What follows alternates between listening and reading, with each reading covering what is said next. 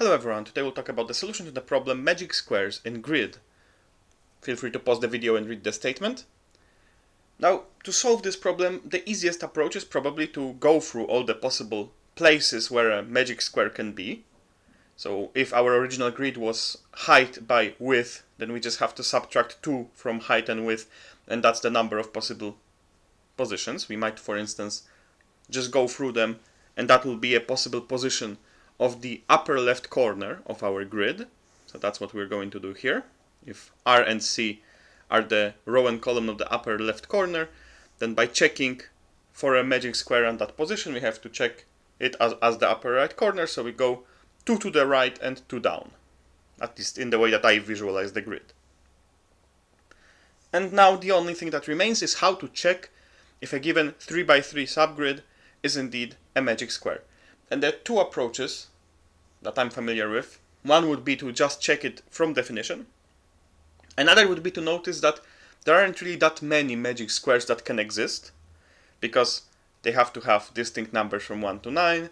They have to have the same sum on each row, each column. That of course gives us that those sums are all equal to, well, it's easy to calculate that the sum will be, I think, 15. The middle element always has to be 5. So we can either have a white list of all the possible magic squares, and we can generate them programmatically or just write them down, and then check if the square that we're looking at is indeed on our white list. Or we can check from definition if the magic square is a magic square.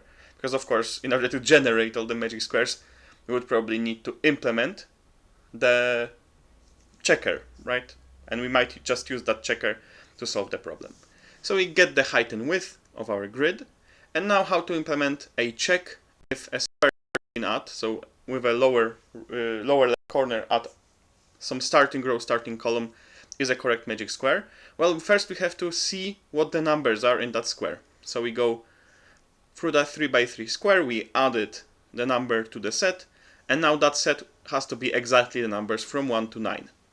Otherwise we can return false. And now we have to check if some sums are as they should be. So we check if the sum is equal to 15 for every interesting position by having a list of numbers specified at those positions, mapping sum over those, and seeing if that sum is equal to 15, and all of that has to be true.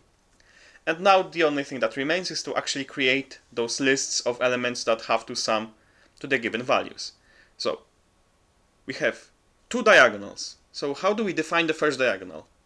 Well, the first diagonal is defined in such a way that it starts at starting row, starting column, and then we go 1 to the right and 1 down. So we just add the same thing to both of those values. Then we add 2, and that is the first diagonal. So that is the typical characterization of diagonals that go from upper left to lower right, that we just add the same thing to both row and column. And of course, to get the diagonal that goes the other way, well, now we have to, while adding 1 to one of the coordinates, we have to subtract 1 from the other.